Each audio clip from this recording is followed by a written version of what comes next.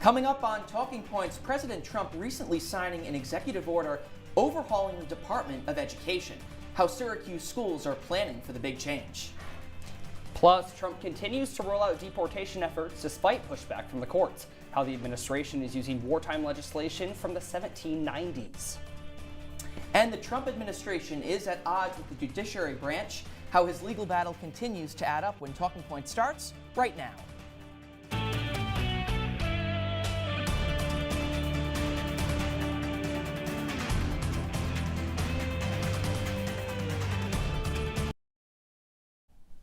Several top officials have discussed highly classified plans to launch airstrikes in Yemen in a group chat mistakenly including a journalist. Welcome into Talking Points. I'm Ronnie Parillo. And I'm Ben Bascuk. Earlier this afternoon, Atlantic's editor-in-chief Jeffrey Goldberg reported being added to a group chat leading up to March 15th, detailing a military operation targeting Yemen's Houthi militants. Goldberg claims a Hegseth account lays out a plan to strike Yemen, including information about weapon packages, targets, and timing of the potential attack. President Trump had been asked about the error in a press conference this afternoon. I don't know anything about it. I'm not a big fan of The Atlantic. To me, it's a magazine that's going out of business. I think it's not much of a magazine, but I know nothing about it. The National Security Council says, quote, "At this time, the message thread that was reported appears to be authentic, and we're reviewing how an inadvertent number was added to the chain." Now, that chat also included Vice President J.D. Vance, Marco Rubio, Tulsi Gabbard, and other top Trump administration officials. Well, President Trump is continuing his slew of executive orders. Earlier last week, Trump signed an executive order aimed at dismantling the Department of Education.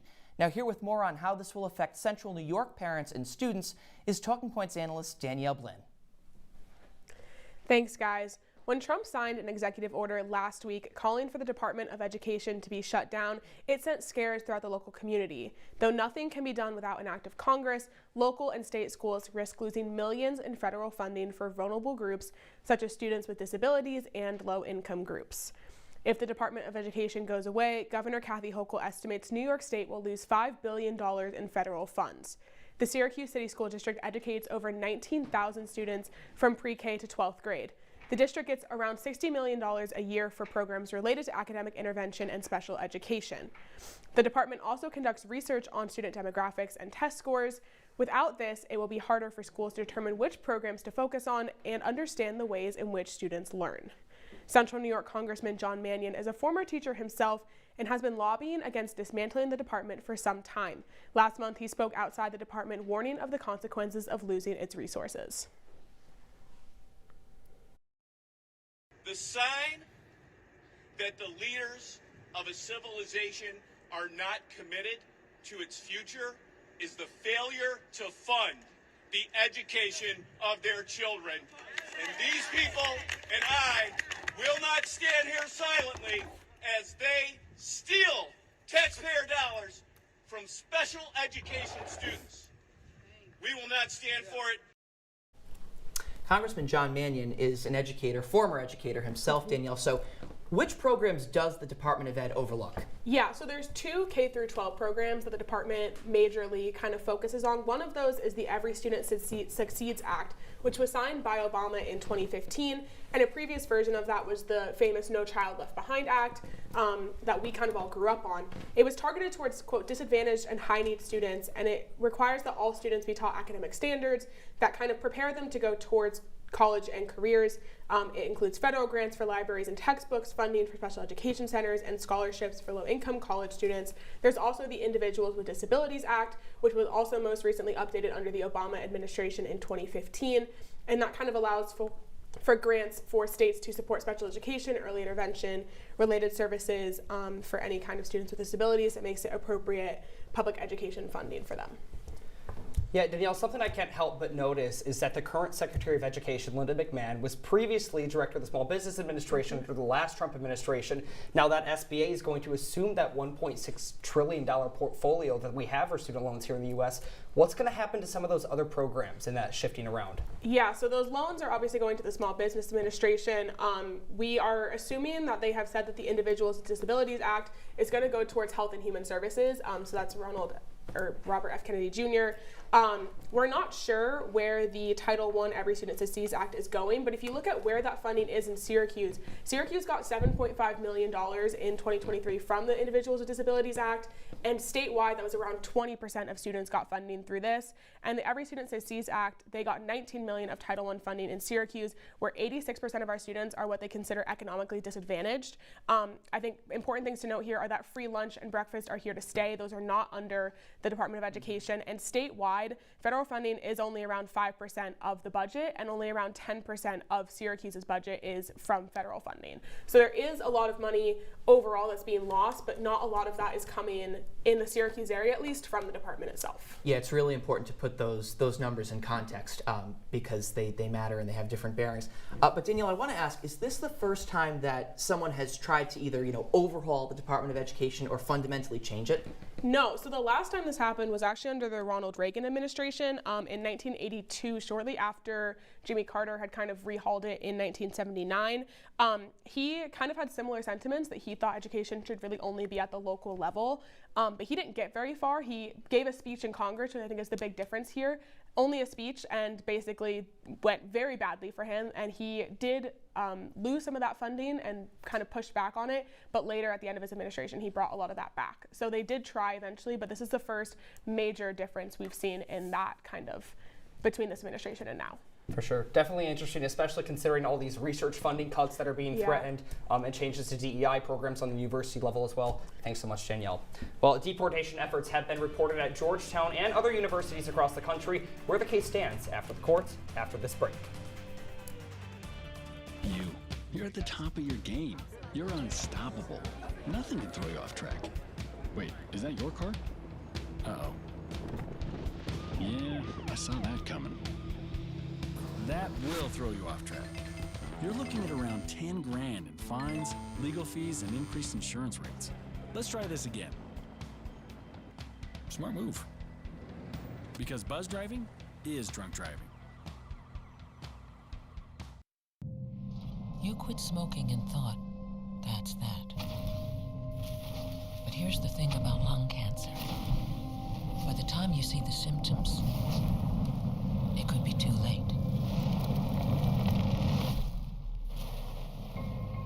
But now, there's a new scan that can detect lung cancer early, when it's more curable. If you smoked, get scanned. Talk to your doctor or learn more at savedbythescan.org. Taking care of a family member can lead to plenty of questions. Fortunately, there's a place to get the answers, for them and for you. Find articles, tips, and tools from experts and others who have been in your place. The Caregiving Resource Center at aarp.org/caregiving.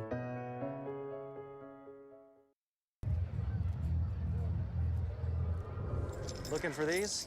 You drive buzzed. It could be one very expensive ride. First, you gotta make bail.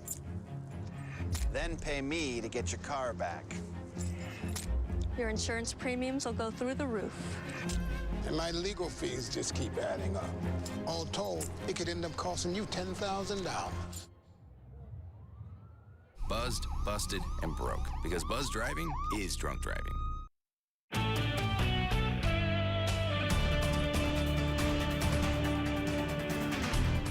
Welcome back into Talking Points. The Trump administration is juggling multiple legal battles, including 29 cases tonight surrounding immigration.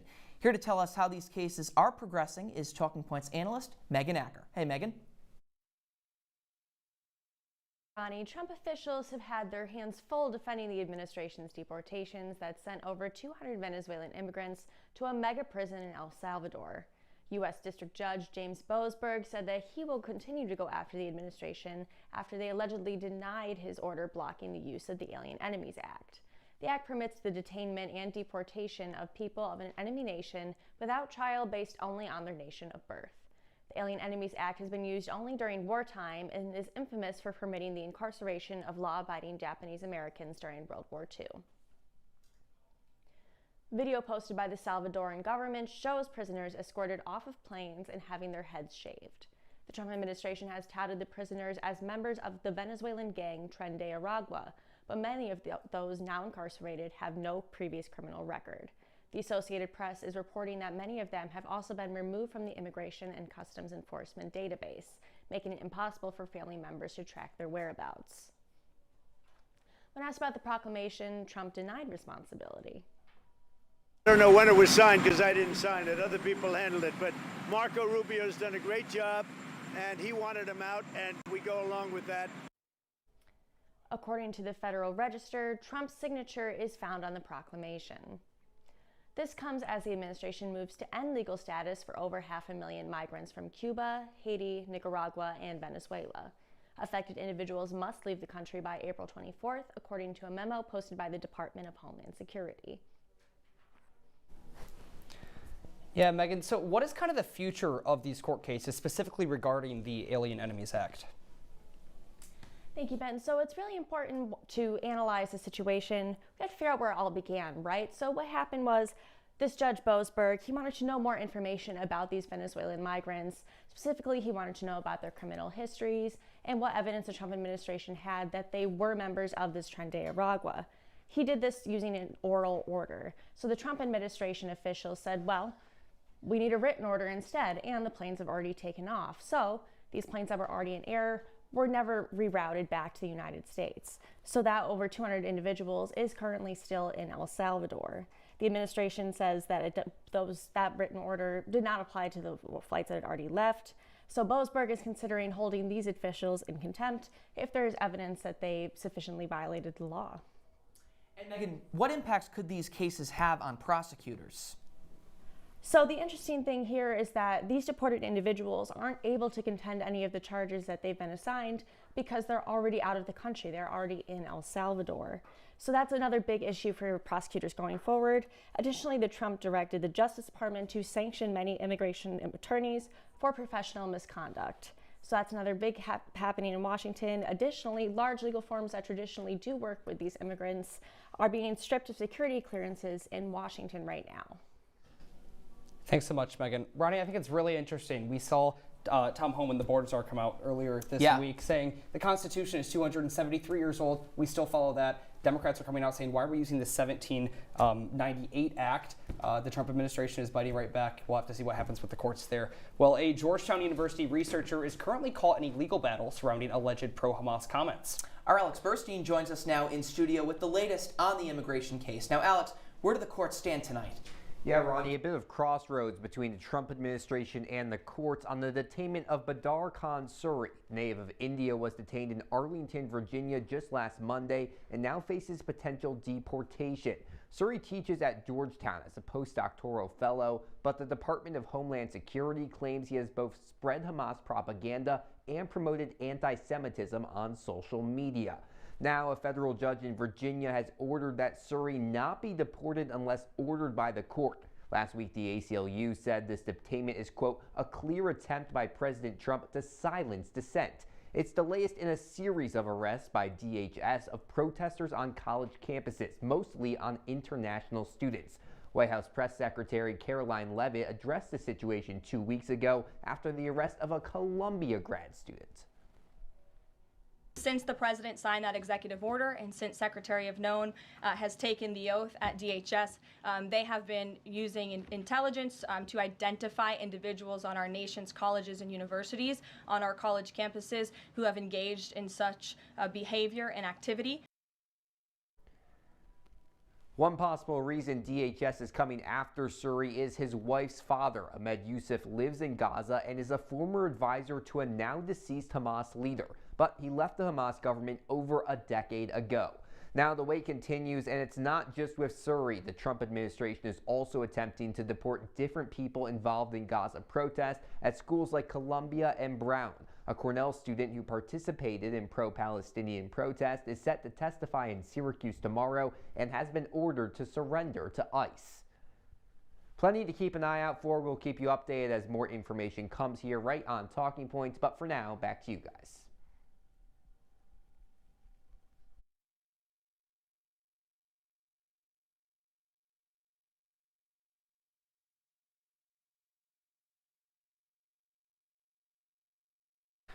Sorry for those technical difficulties. Well, Elon Musk's recent visit to the Pentagon is taking place as he asserts himself in the federal government's efforts. How his work could threaten federal employees when we come back.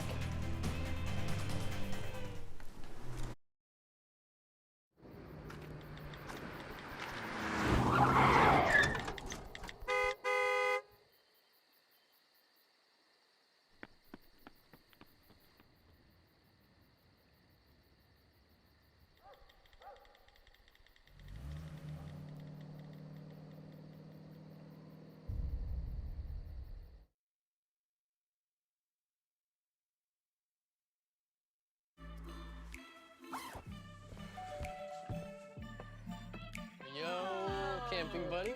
Okay, you guys ready? Dude, I thought you were driving. I thought you were driving. Oh, I never said I was driving. I definitely can't drive. Okay. If you're high, just don't drive. It's illegal everywhere. If you feel different, you drive different.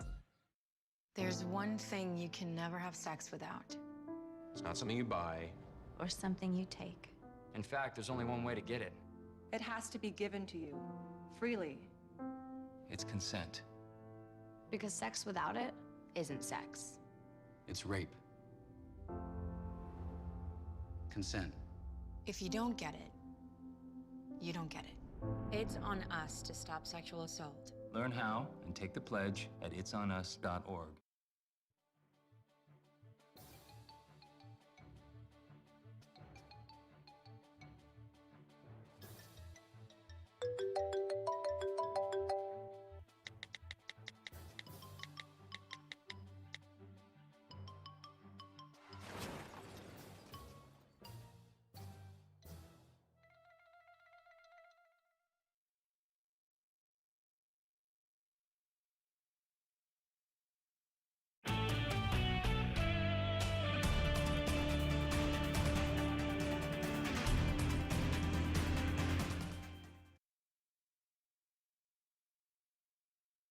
Elon Musk is a patriot. Elon Musk is an innovator. Elon Musk provides a lot of capabilities our government and our military rely on, and I'm grateful for that.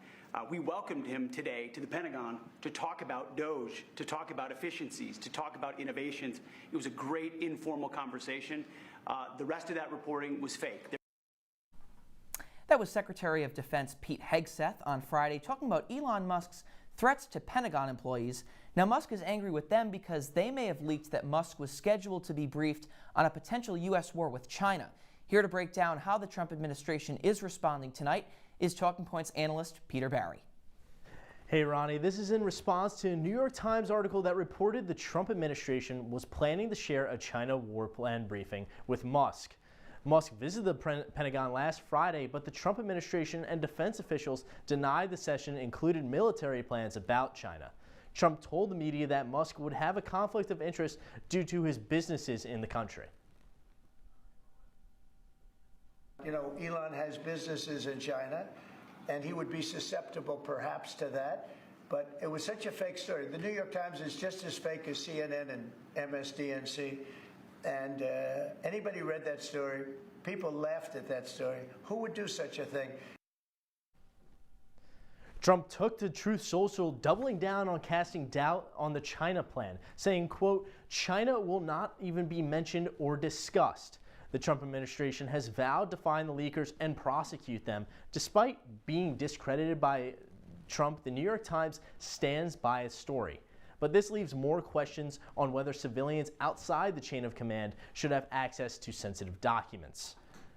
Secretary of Defense Pete Hegseth left the U.S. today for a week-long trip for his first time across the Pacific, making stops in Hawaii, Guam, Japan, and the Philippines.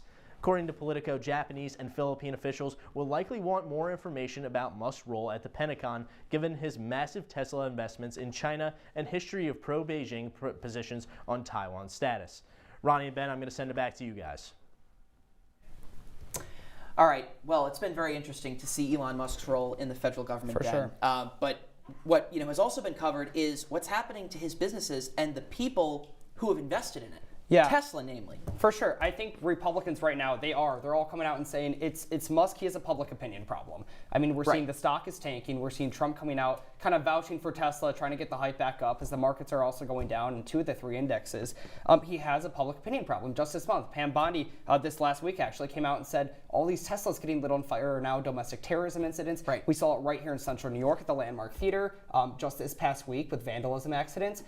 There is a public opinion problem surrounding Elon Musk. Absolutely there is, and now, resorting to violence to people who, quite frankly, have nothing to do with Elon Musk. They just happen to like his product and want to invest in it.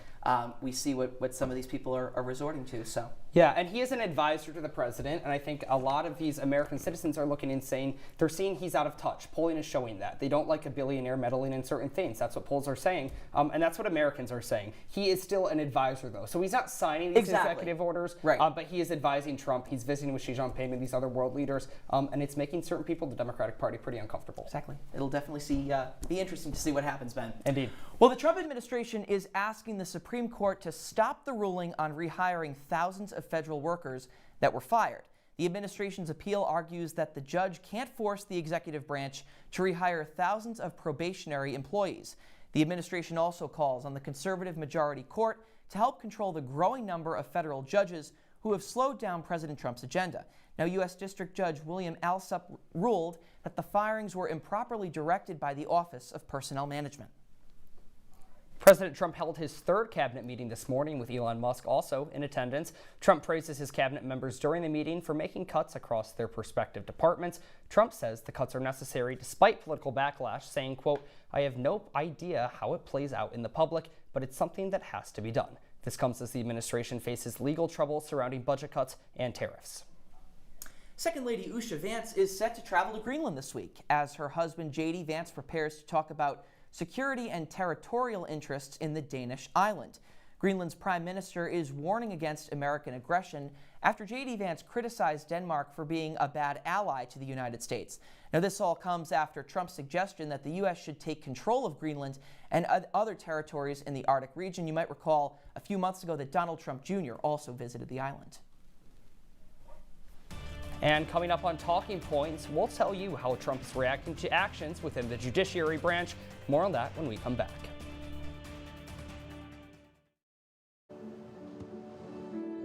I don't remember how it started. Go to that. Our back and forth. It always came back. Dad! You probably don't remember what you told me, That was perfect. but I heard every word.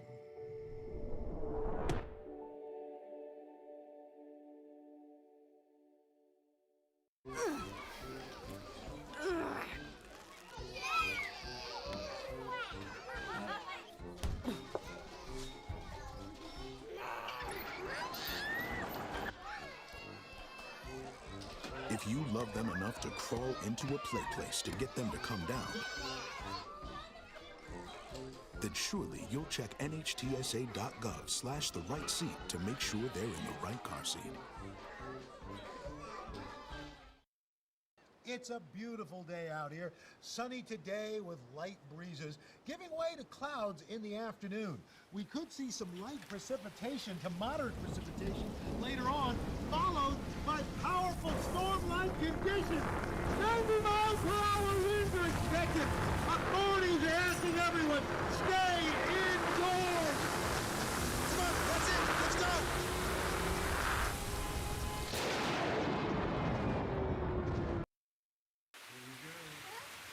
Here we go. We're gonna go out there in the rain. Gonna get wet. All right, here we go.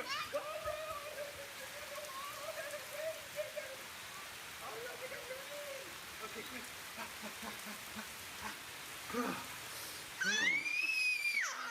Oh yeah, yes. So much fun. Mwah. We're getting so wet.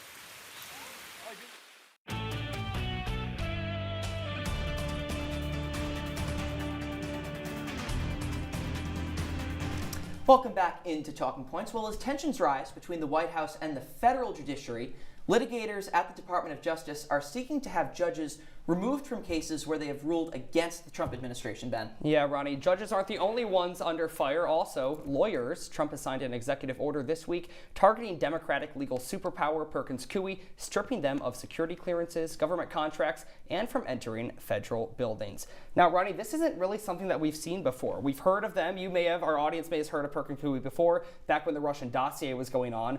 They were contracted out to do some research surrounding that, which was later proven false. Trump has held kind of that vendetta since then. But now the White House is citing racial discrimination, security concerns, and saying that this firm is dishonest and dangerous, essentially barring them from entering any federal buildings where they are needed to enter to do their work. A lot of their partners have to do with government agencies. This is the executive branch kind of maneuvering the judiciary in this sense. There's a court case, but he's winning these battles before he even steps foot in the courtroom. It's very interesting that a lot of these law firms in D.C., they do handle a lot of government cases, a lot of white-collar cases. They have a lot to do with federal law. People don't really realize that because they're not, on the name of a judge's plaque on their door. But what I also think is very interesting, Ben, is how the Supreme Court Chief Justice John Roberts is now actually pushing back against Donald Trump. Supreme Court justices, they typically don't push back against the president, especially presidents within their own party. But Chief Justice John Roberts, after the whole ruling was made with the Alien Enemies Act, said this: for more than 2 centuries, it has been established that impeachment is not an appropriate response to disagreement concerning a judicial decision. The normal appellate review process exists for that purpose. So, to add context to this, House Republicans said that Judge Boasberg essentially should be looked at, should be impeached for his actions on telling the Trump administration basically turn these planes around and get these people back to the United States. Right, like you said, this is essentially unprecedented. Very rarely do we see the judiciary, especially the Supreme Court, come out and speak on any ongoing circumstances, especially one like this where the executive branch is maneuvering the judiciary itself. I think this is not the only case, though, that we have to look at. I think another thing that's interesting is that Trump has made 34 posts in the past recent days just referencing kind of judges and courts in general, and 10 criticizing legal decisions that limit his authority. Again, like I said earlier, he's winning a lot of these cases in the court of public opinion without having to step into a court of law. You'll hear from a lot of Trump voters who say, the president, who we elected, a lot of the country, is signing these executive orders to get these things done. What gives some local judge the right to all of a sudden come in and put an injunction, put a stop to what we voted for? And that is, in the public opinion, that's a very popular one. Yeah, we saw this with the most recent immigration case where he's sending immigrants to El Salvador. It's a very easy sell for the Trump administration, right? Claiming that a lot of these have relations to gang members. And I think now we're seeing a lot of Democrats pushing back and saying, hey, this may not be to the public what you're saying it is. And the Trump administration is going back and saying, yes, it is. It's this back and forth. And we've seen it through the past administration. We saw it the last administration. We saw it all through election season. We're seeing it now. We certainly did. And I mean, the Trump administration and the federal, the DOJ, they don't really have the best relationship. I mean, we saw this with the defamation case. We saw this with the documents case. President Trump often will go back against judges, and he's not afraid to push back against them. Yeah, Ronnie, we were talking about this a little bit before the show, how here we have this democratic republic in the United States. We have separation of powers among 3 branches. You have the executive branch, you have the judiciary. Now, the judiciary is there to decide the laws. The executive branch is there to enforce the laws. Right. But how does the executive branch enforce laws against itself? That's what we're seeing now. Are we ever going to see Pam Bondi come out and indict Trump, someone that he handpicked? I highly doubt it. And I mean, that's just politics in this country. I mean, if you look at, they're assembling this cabinet to kind of bend to their agenda, and it's not just a Donald Trump thing, it's just being a politician thing. Yeah. Yeah, a lot of with your values. A lot of infighting in the past weeks too. I mean, we saw it with Chuck Schumer here in our home state of New York, where we broadcasted today. We saw the Democrats are infighting. They're trying to find a new voice. They're sending AOC and Bernie Sanders out on the campaign trail, possibly looking at a presidential bid. We're seeing Republicans go against each other. John Thune in the Senate saying, "Hey, I'm not sure some of these things with the CHIPS Act." Again, here in Central New York. Infighting is the word of the week. It really is. I mean, that 27% approval rating, the Democratic Party, an all-time low. I mean, I don't think they're, really drinking champagne over that tonight. Yeah, there's no communal message in the Democratic Party. And honestly, there's very little communal message among Republicans as well. We're seeing a lot of them stepping out now, aging out of the Senate and the Congress in general. So we'll have to see how that wraps up. Well, Ronnie, we witnessed a beautiful sunset behind us tonight. Yes, we did. Didn't we? Here in our new studio. We did. One thing we're not infighting about here at Citrus TV is the quality of this beautiful new set. And, we're really excited to, bring you what we can, our wonderful content on these Three amazing screens. Look at that. Look at this beautiful canvas I slide can't you made complain. there, Ben. Luxuries, Yeah. luxuries. Absolutely. Well, that is all the time we have for you on this episode of Talking Points. Be sure to follow us on Twitter and Instagram and like us on Facebook. For the Talking Points team, I'm Ronnie Parillo. And I'm Ben Bascuk. Have a great night, Syracuse.